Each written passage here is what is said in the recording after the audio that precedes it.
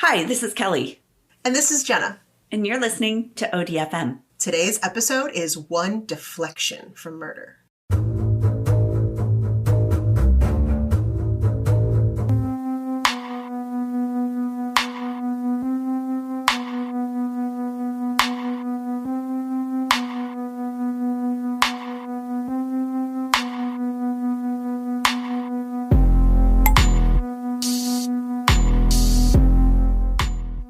We got to do shout outs.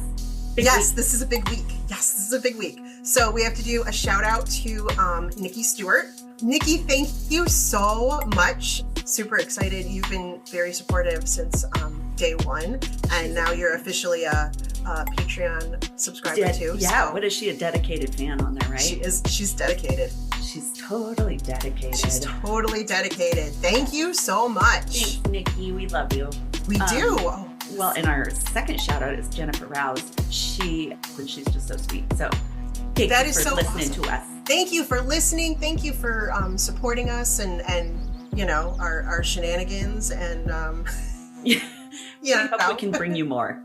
In fact, yes. Wait until you see the shenanigans we've already experienced today. God, it's already been epic and we haven't even recorded anything yet. Are you ready for today's story? I am so ready. I need out of my own head, so I'm ready. You know what? And podcasts in general, but especially our podcast, is really good for getting out of your head. It gets me out of my head. It's freaking therapy. I'm hoping it gets listeners out of their heads because, you know, you get into you focus on the story and then we throw in these bizarre comments and you're like, wait, what? And you don't have time to think about your own crap. No time. Just lose yourself in the podcast. It'll be great. Exactly. Promise. Exactly. It's therapy. It's therapy. Kelly, you're going to have to be ready for this one. You might have to put in some clever sound effects. I am so excited about sound effects. So, yes, thank you. Right. This is One Deflection from Murder. On the evening of September 6th, 2006, 51-year-old Susan Kuhnhausen, I believe that's how you say her name, I tried to look it up, left the Providence Portland Medical Center where she worked as an ER nurse. She had an appointment to get her hair done, and she told her stylist that she was in the process of getting a divorce. It's been very, very stressful. She wanted fresh color. She wanted to feel, like new beginnings. Exactly, right? So after, she got her hair cut and colored and she's feeling better and she's feeling refreshed, she made her way back to her house in Southeast Portland. Okay. When she arrived home, still wearing her blue scrubs from the office, or I guess that's not an office, the hospital, her office. So she entered her home the way she normally does through the back entrance. There's like a mud room. And there she found a note from her soon-to-be ex-husband, Mike, that read, quote, "Sue, haven't been sleeping, had to get away, went to the beach, love me." Love was also spelled L-U-V. Oh, okay. Love me. So, okay, so he left her a note. Yeah. So, okay, they're still on decent terms. Yeah. Obviously, he was at the house and left her a note. Right. Apparently, she had asked him to house sit for her cats. So, thinking nothing of it, she unlocked the door to the kitchen. So, I guess you go into the mudroom and you're still in the outside area. But so she unlocks the door to the kitchen and she unarms their security alarm. There's a security alarm at their house. And it was her house. He wasn't living there. I have a comment about security alarms. Yes. I've got one at the shop yesterday. So the keypad, something's wrong with it. And it would not helpful. Yeah, it would not let me key in the code. And I'm like, fuck. So it starts going off and it's like ear piercing.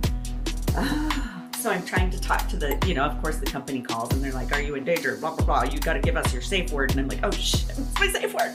And you're panicking because who can think of a safe word when the alarm's going off and you can't think straight? And I'm like, I know it. Just give me a second. Banana. I know.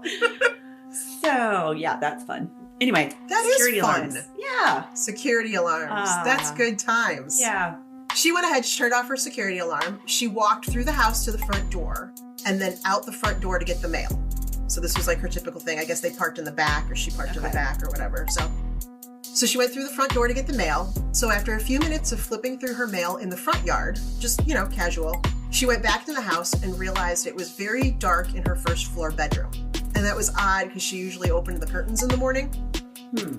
So, and it was still daylight at this time. It was like 6:30 p.m. or something. And, it was like not quite dusk, but she's like, wow, it's really dark back there. Yeah, something. So she goes and she enters the bedroom and she catches something out of the corner of her eye. Right? Much like what just happened to me. Yes. Someone lurched at her from behind the bedroom door. Oh, no. That's not okay. Yeah. No. A strange man in Dockers, a blue striped shirt, and a tan baseball cap that was pulled down low over his eyes.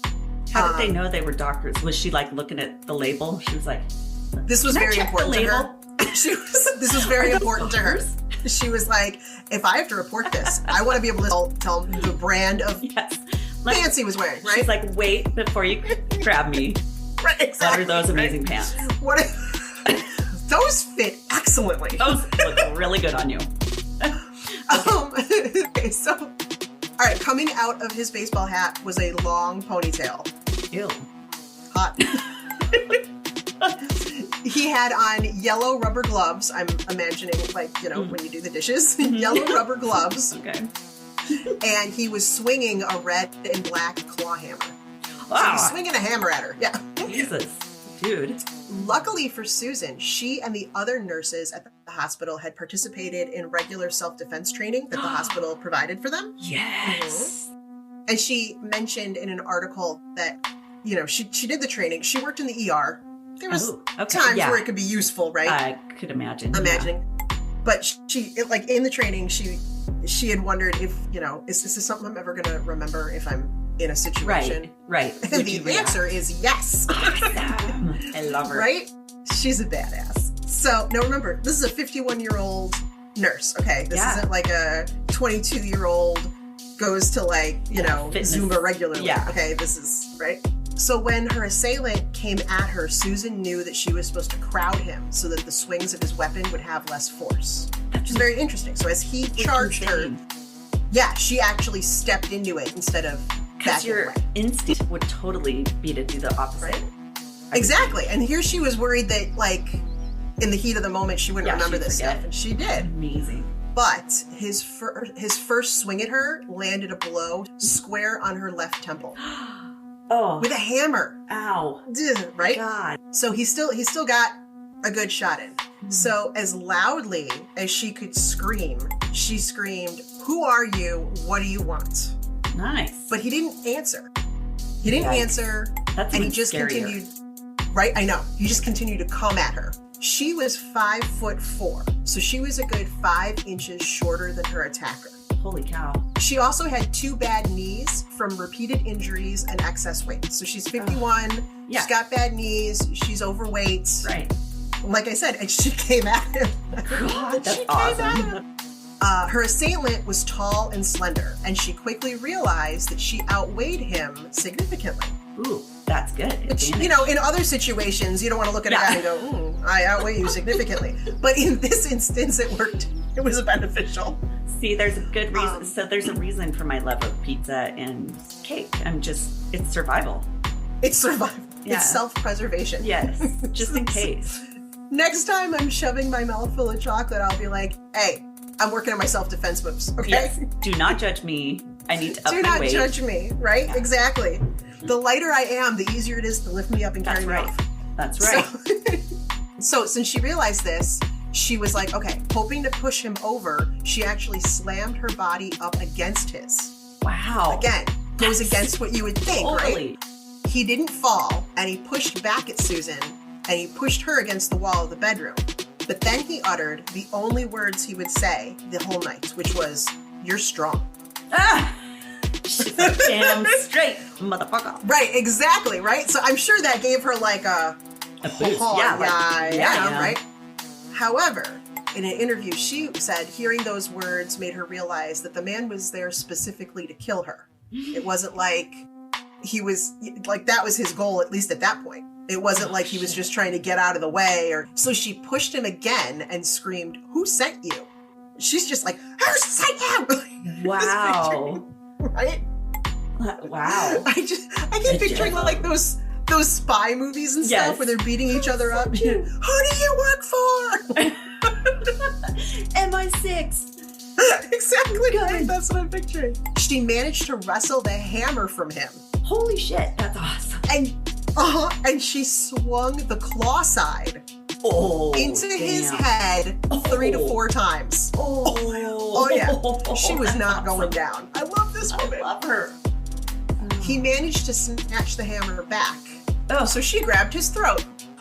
Girl is so fucking awesome. I know, right? Okay. She screamed, "Who sent you here?" again, while squeezing his airway as hard as she could. Holy shit. She watched his face change from red to purple to almost blue. Whoa. Then she kind of panicked and she let go and ran. I'm sure she was like, "Oh my God, this guy's gonna die." But he caught her as she got to the hallway.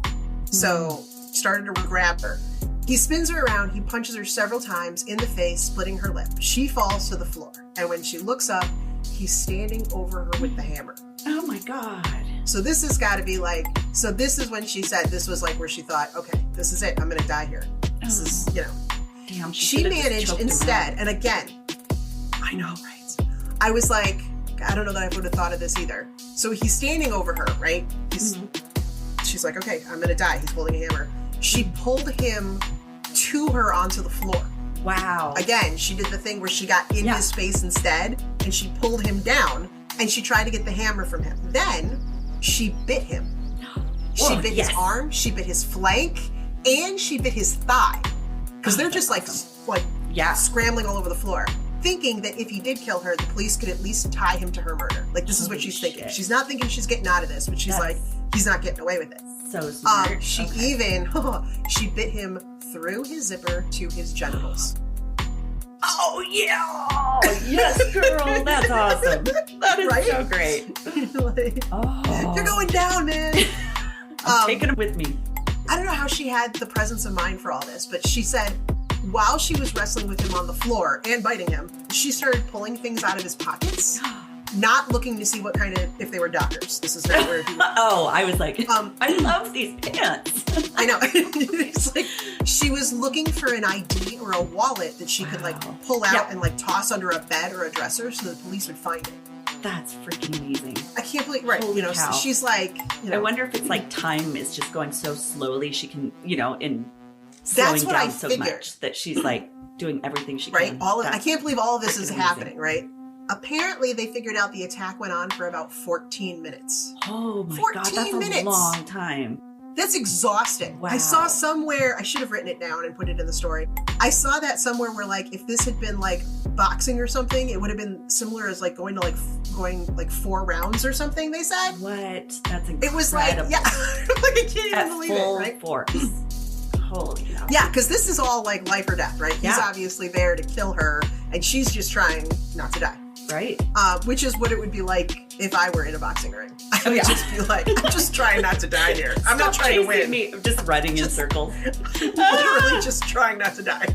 Finally, as they were both laying on their sides in the narrow hallway, Susan threw her left leg over her attacker, climbed up on top of him, and hooked her left arm around his neck. Yes. So she has him in a chokehold. Right? Awesome. I'm exhausted already, and all I've done is read this to you. She's a freaking wrestler. That's amazing. I know. She screams in his face, "Tell me who sent you here, and I will call you a fucking ambulance." Oh my God. She's so cool. I love it. She's She so was cool. trying to freak him out, like, Yeah. catch him off guard and freak him out. Oh my God. He didn't answer. He just growled. All right. So Susan tightened her forearm against his throat until he stopped moving. Oh my God. Wow. Then she grabbed the hammer and ran outside to her neighbor's house. Oh my God, she's amazing. Right? I just I love for her. a minute, just a quick bow down to you, Susan Kuhnhausen. You are freaking amazing. Damn girl. Damn girl. Susan, we love you. Oh, you inspire us. Holy cow. Seriously. That's amazing. So her neighbor, Ann Warnock, called 911. And let me read you the transcription of this 911 call because it's beautiful. Oh, I love it. Okay. Ann, the neighbor, says, "We have an intruder in the house next door. The intruder was in the bedroom with the hammer. The woman who lives there thinks she may have strangled him. He was down when she left." Oh, yes. right? And they're all like, what? Really? Right. So the 911 dispatcher says, can you put her on the phone? Anne says, she's bleeding. Dispatcher says, does she need an ambulance? Anne says, no, she's a nurse. She says, call an ambulance for the guy. He may be dead. Yes, that's amazing. Dispatcher says, what did she use on him? She strangled him. What else did she do? Anne says, she put a chokehold on him.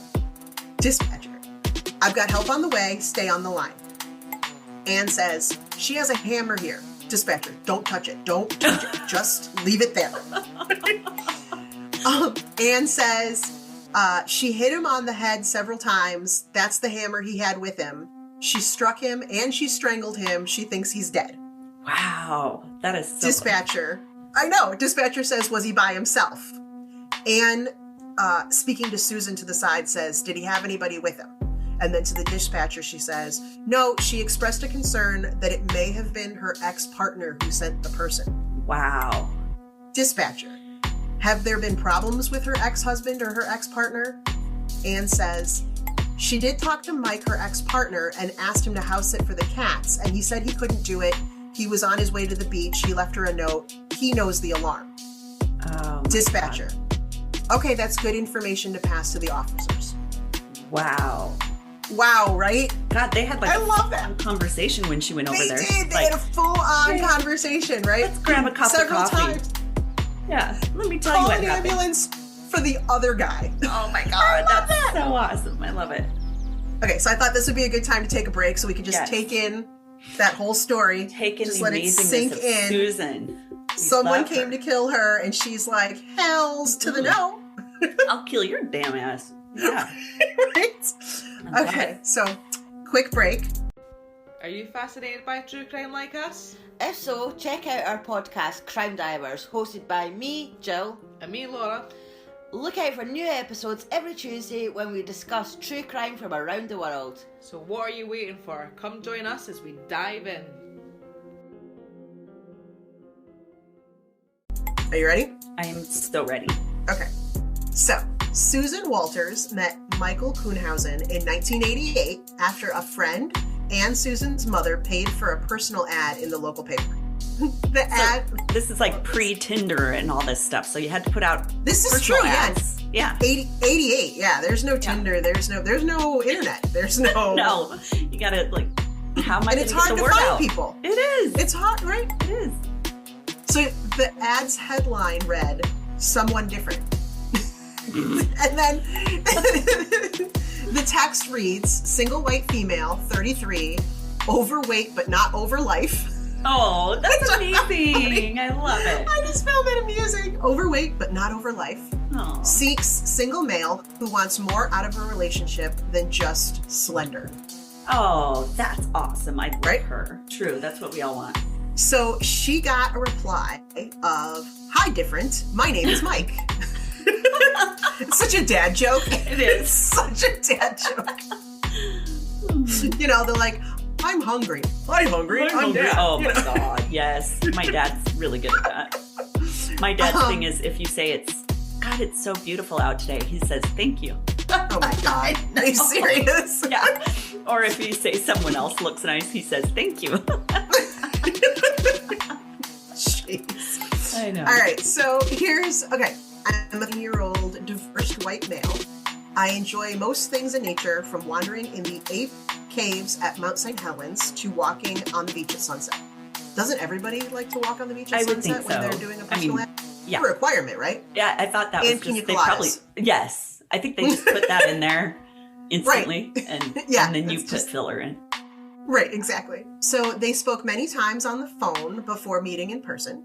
Nice. For their first date in February of 1988, they met at the Crystal Springs Rhododendron Garden next to Reed College, where they Wow. fed ducks, and Mike tossed unsalted peanuts to squirrels, because apparently the salt makes them bloated. I don't know. Oh, yeah, unsalted. It was just very specific that it was unsalted. Nobody wanted to be accused of raising their cholesterol. Within the year, they drove to Reno and they got married. Oh, wow. So they hit Within it a off year. pretty well, pretty quickly. God. Right.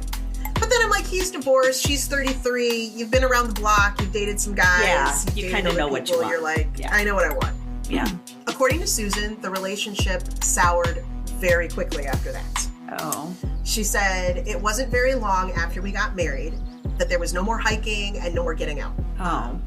Soon after they got married, Mike started to slowly reveal that he'd never really been happy in his life, like, ever. Oh, fun. His life philosophy was, life is a shit sandwich, and every day you take another bite until you die. Wow. He should make greeting cards. Yeah, yeah. Right? Like the demotivational Right, posters and exactly. stuff. Like, thanks Yes. for bringing us all down, Mike. Wow. Wow. I'm so Wow. glad we invited you to our party because, wow. Tell me more about how awful everybody's life is. Ugh. So that was his philosophy. Apparently, he used that quote a lot. He became more and more despondent, controlling, and lazy the longer they were together. Ugh. While she was a nurse who worked hard to save lives, he was a janitorial supervisor for Oregon Entertainment, which was the parent company of Fantasy Adult Video. Oh. They are in sanitation two completely needed. different. Oh. Right? I'm glad they have a company for that because I Right? Oh God, I can't. Ugh. oh no. So they are living in two very separate Yeah. worlds. Yeah. The couple never had any children, thank God, because that just Yeah. sounds like a freaking disaster. Mike was known to chain smoke while he guzzled Diet Coke. Ugh. I mean, this guy's got a lot Sounds- going for him. Yeah. Sounds delightful. It's like the Yes. type I usually attract. Oh wait, this gets better. Let me know about Oh. this one. Oh, good. If she tried to kiss him, he'd burp. On purpose. Good That's- God, that's dude. hot. What Good a douchebag. Lord. Right? Ooh. She also said that he would hound her about her plans when she went out. He So- watched her spending and complained about her purchases. Like, so he's just miserable, but she's not allowed to have any fun Right. or He wants do to anything. make her as miserable as he is. Right. Join me in my misery. Let the hate flow through you. Like, he's the emperor and she's Darth Vader. Give in to the dark feelings. It's like the opposite of Zen. It's like to get Right. you to that point where it's so bad. Oh. So after 17 years of this, Oh my God. Susan had had enough. Yeah. She's like, I cared about him. I just didn't want to live with him anymore, she said. I wanted to be happy again. Yes. She deserved it. Get out of Right? She put in her time, man. there. Okay, so in September of 2005, this is a year before this attack happened, she kicked him out of the house. He moved into his father's home, but Susan never changed the locks or the alarm code. It was 12:10, you said? Oh, it was 12:10, their anniversary Okay. was the alarm code. All right. That's sad. So she asked him to move out, moved into his father's house. He was already like, life sucks. So this didn't Yeah. help. But they were trying to keep it amicable, okay? Right. So that was in September. In 2006, middle of 2006, she asked him to finalize the divorce. Mike was furious. Unfortunately, he had lost his job a few weeks earlier. Oh, no. So now he had nowhere to go. He was broke. He was alone. She wants to finalize this. This Oh, was like no. the last straw for him. Yeah. So Michael Kuhnhausen decided to kill his estranged wife. But not for the insurance money, because he knew that she had her brother listed as her beneficiary. Okay. Instead, he wanted to kill her so he could reclaim their house, which at the time was valued at $300,000. Oh my God. So, he's broke, he doesn't have anywhere Yeah. to live. So he's like, well, I want the house.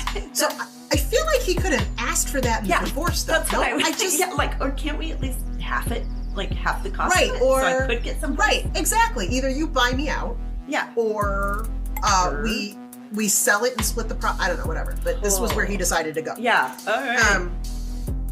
So Mike reached out to Edward Haffey, a friend he had met through a veterans counseling group. Both men had served in Vietnam. Great. Right? Yeah, this is headed in a good direction, right? Yeah. That's great therapy. Thanks. Yeah, right. Okay.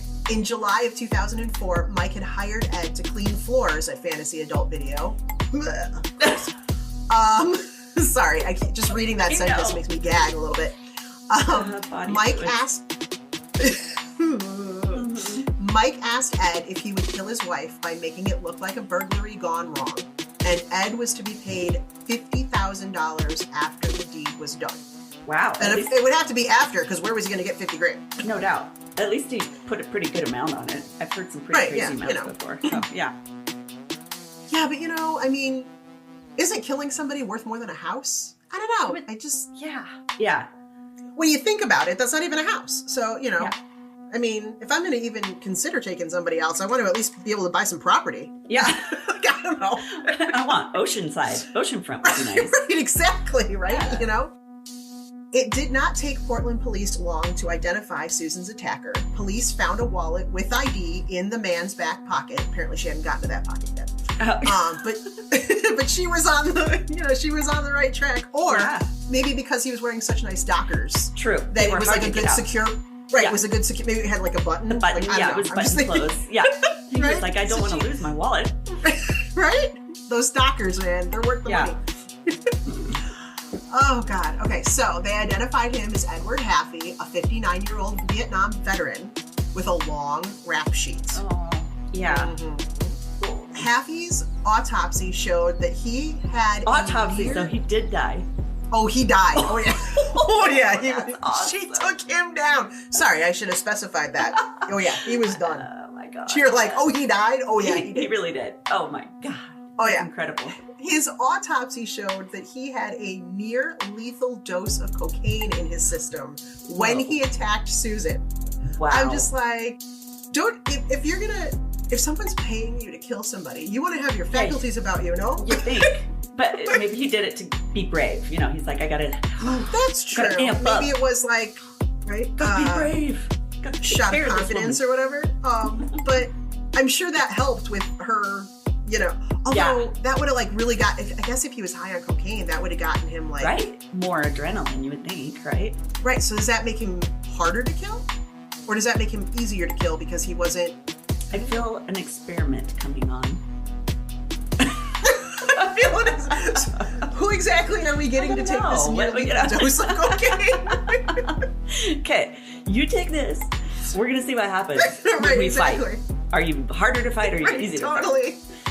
Oh, fun. Yeah, I just was curious. Does that make him easier to take down or harder to take down? We'll have to research. Whatever. Either way, she's a badass. I don't care. Badass. She's a badass. Whatever. Police also found records that revealed a gruesome crime 15 years earlier. Oh. When they looked into Haffey. On February 28th of 1991, Haffey arranged the murder of his ex-girlfriend. At the time, it was 39-year-old Georgia Lee Dutton. Her decomposed body was later found along the Umpqua River, near Roseburg, Oregon. So he's already tied to a murder. He had pled guilty to conspiracy to commit aggravated murder in 1994 and spent the next 9 years in the Eastern Oregon Correctional Institution. And he was released in November of 2003. So 2003. 9 years for murder? Right? Because it was conspiracy. He didn't actually do it. I guess. Okay. Mm-hmm. He was released in November of 2003. After he got out, he moved to Portland and met Mike Kuhnhausen soon after. So it's just a few months later is when he got hired. He met Mike, then Mike hired him. They got to be friends. Made in hell. Yes. And it all goes downhill from there, right? God. So he obviously didn't. He also didn't hire an experienced hitman, obviously, because this guy. Okay, we know you failed the first time, but I feel you got a little bit of experience with that. So, right, let's give it another shot. You got tips while you were in the big house, right? You guys all talk about this, right? You guys, That's true. Although if you're getting tips from people in the big house, those are all people who also got caught. So maybe that's not a good idea. Yeah, you might want to find the serial killers. There you go. Put an ad out. Put an ad in the paper. Just like, single white male looking for hitman killers. Experienced killers to give me tips. Yes. All right, so I thought we could take another good break here. Let's take a break. So Kelly, I really look forward to discussing true crime stories with you for our podcast each week. And you do such a great job of putting it together. Thanks. Well, I use Anchor, so it makes it so easy.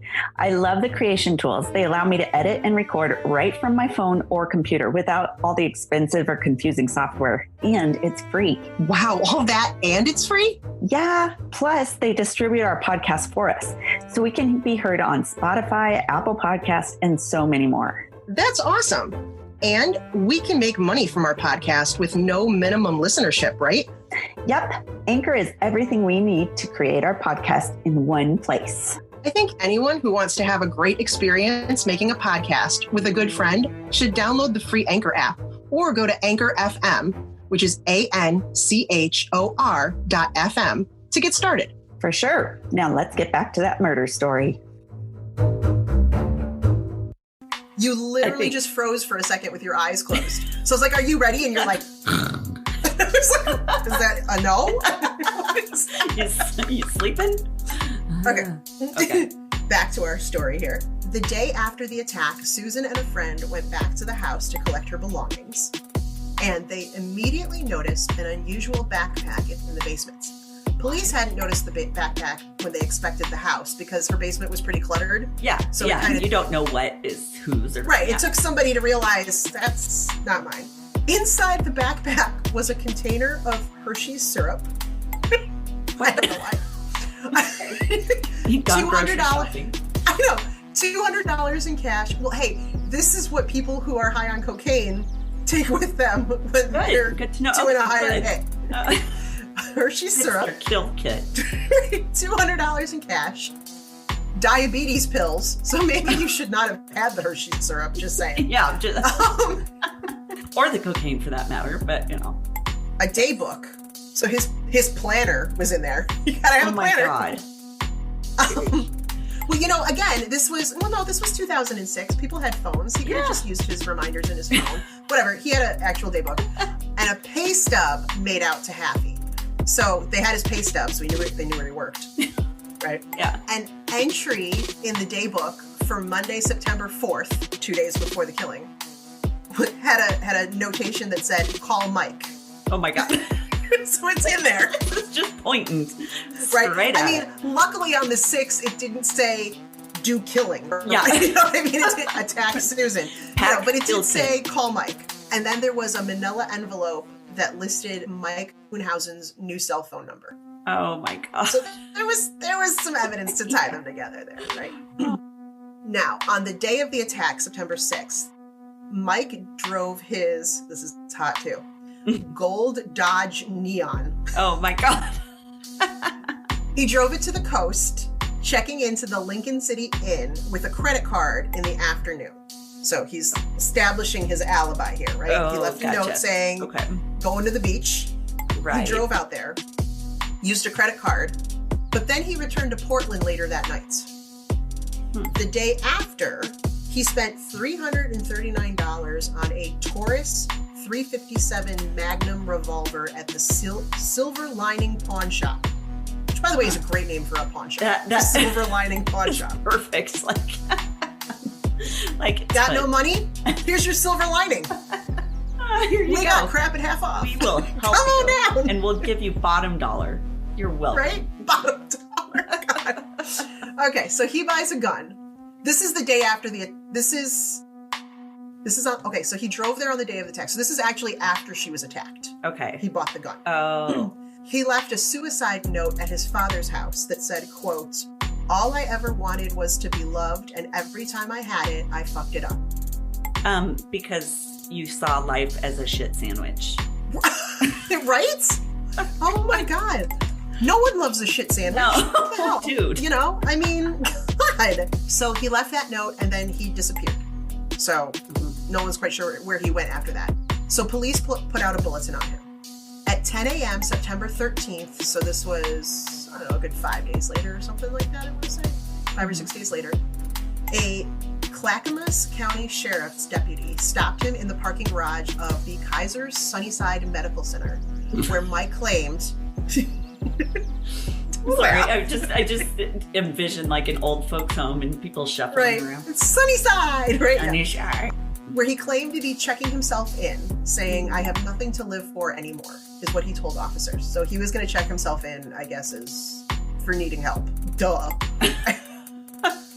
You had only done that a couple days before, I was just going to say, maybe you should have done that years before. Right? They put him on an involuntary psychiatric hold, and then 11 hours later, officers arrested him for conspiracy to commit murder. This is good. A transcript from his police interview reads, Mike says, "Am I under arrest?" And the detective, Steve Over, says, "At this point you are. So what I'd like to do is re-advise you of your Miranda rights." Nice. And Mike says, "You're not going to believe my side of the story." And detective says, "Why is that? We haven't heard your side of the story." And Mike answered, "My side of the story is so fucking off the wall." Huh. Well, Okay. your wife had someone attack her and she killed him. Yeah. What else? The bar is pretty high. Yeah. Right. Bring it. Right. Susan filed for divorce the day after the arrest. She's like, "That's it. Yeah. We're done." I'm done with you. Stupid ass. You know, we let Chain this drag smoking. out for a year. Yeah. And now I'm like, the end. Authorities didn't buy Mike's pleas of innocence or his alibi that he'd been at the beach. He tried to deny that he knew Ed Haffey. Oh, jeez. But detectives already had employment records from Fantasy Adult Video proving he was his boss. Yeah, you're not going to get out of that one, dude. So then he changed his story and he said, "I didn't do anything. Just because I know the guy doesn't mean I did anything." Dude. But police had other evidence. No, he's not very bright. No. It's, it's all those shit sandwiches he's been eating. It's no good for you. It's not. It messes with the gut, and the gut helps the brain. Exactly. Just It's all tied stop. together. It It's is. all one system. So the other evidence that they had was there was no signs of forced entry at Susan's home. And security records showed that someone had disabled the alarm at the house while Susan was at work. They didn't set it off. They knew the code. So Yep. Mike later said, "Well, yeah, I did that when I was dropping off the note about going to the beach." But he denied letting Haffey inside. Also, he left the note in the mudroom and she didn't have to undo the alarm until she went past the mudroom into the kitchen. Right. So he would have no reason to disarm the Right. alarm.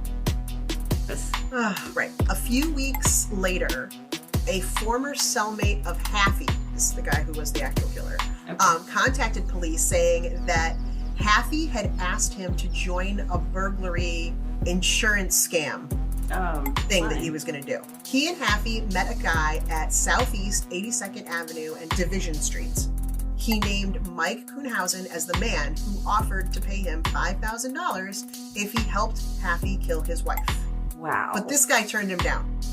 Maybe because Haffey was getting 50 and this guy was only going to get 5. I'd be like, get no. 5,000. Wait, why am I cheaper? I'll hold the door open, but that's as far as I'm going. Like, I'm $5,000, please. Cheapskate. Yeah. Bottom dollar. A few months after that, another witness told the police that he had driven Haffey to meet a bald man in the parking lot of an Applebee's, where all the bald men hang out. all the bald men hang out, and that's where like the serious crimes go down. It is. Where there's a lot, the Applebee's. So the parking lot of an Applebee's near Interstate 205. Days after that, this guy saw that same man's picture in the news after Susan's attack, and the man in the picture was Mike. So he was like, "Oh, that's the guy we met at the Applebee's." Police, Yes, it is. I know that guy from Applebee's. So on August 30th, 2007, almost a full year after the attack, Mike pleaded guilty to soliciting Susan's murder. He was sentenced to just 10 years for solicitation to commit aggravated murder. That's insane. 10 Right? years. I don't know if it's also because, I feel like that's not a lot. No, and But it the other should've guy at only least got been- 9 years, Right. and she was killed. Because when I That's was true. first looking I that know. up, I was like, well, did he only get 10 years because it didn't happen? Like, it didn't go down? Like, she fought him back, which wasn't, that was her good, not, Yeah. But no, the other guy had only gotten, 9? And that was dismembered body. So I don't know. Yeah. Portland, step up your, your game there. He should have Jeez, at least guys. gotten 17 years since she had to put up with him for 17 years. Yes, see, now that would have been justice. Mm-hmm.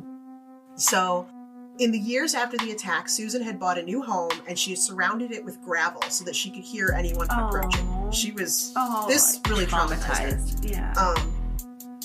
Which honestly, I don't know. I mean, it would traumatize me, but she took him down. Yeah, I'd be like, come at me. Yeah, like you freaking What killed else you somebody, got, right? woman. Yeah. You're the badass here, woman. Right. She should actually feel pretty confident. Yeah. But she didn't. She took up the gun. She learned to shoot it in self-defense. Her paranoia grew. She took different routes every time she drove, and she always kept the doors locked and the windows rolled up. So this messed with her, right? In 2014, Mike had served 8 of his 10 years, and he was up for parole, and the possibility of an early release was likely. Why? So he was only going to be in there for 10 years, right?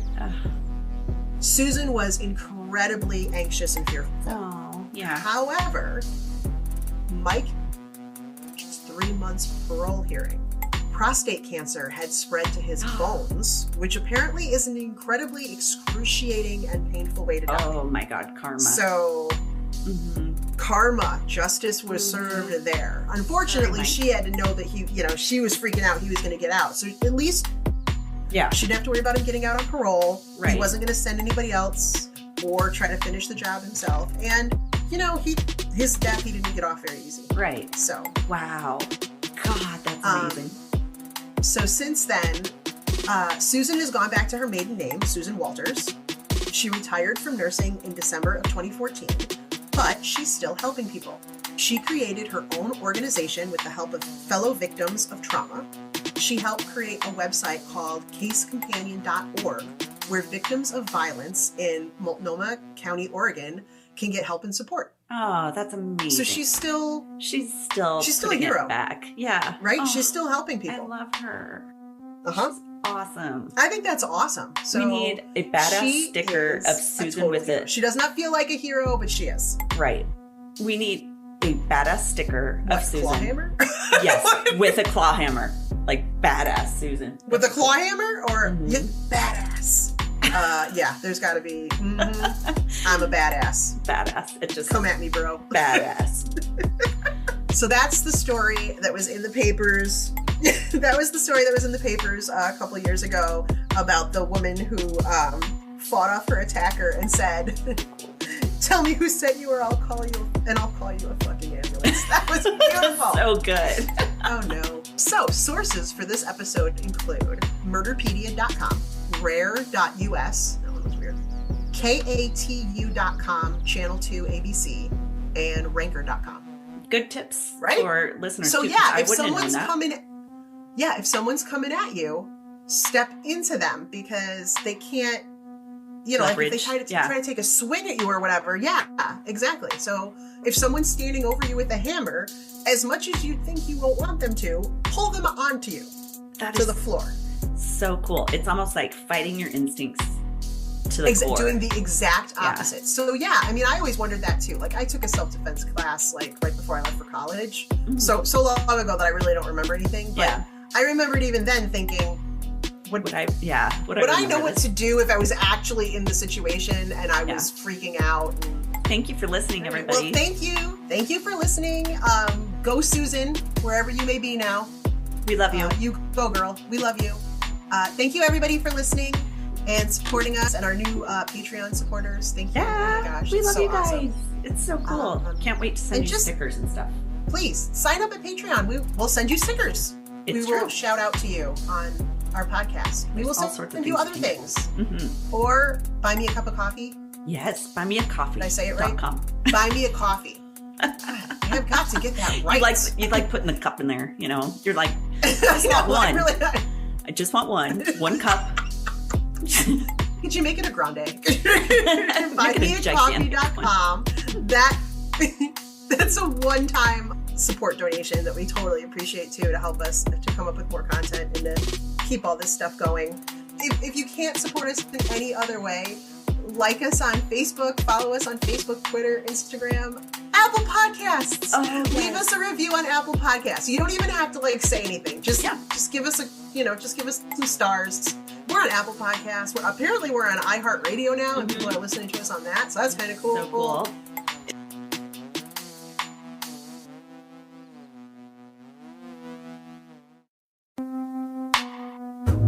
To see images from this story, follow us on Facebook, Instagram, and Twitter at ODFM Podcast, or on our website at odfmpodcast.com, where you'll also find a link to our merch store, where you can get awesome stuff like t-shirts, mugs, stickers, and more.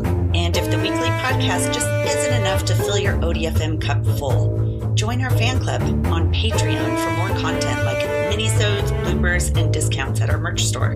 That site is patreon.com/ODFM podcast.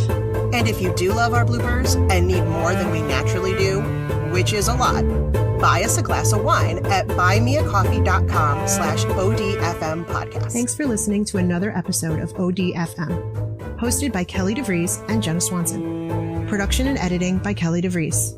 Theme music by Eric Swanson. ODFM is a satirical true crime podcast for entertainment purposes only. The stories you hear are serious and true. The comments and opinions are not. We apologize if any of our content is harmful or disrespectful.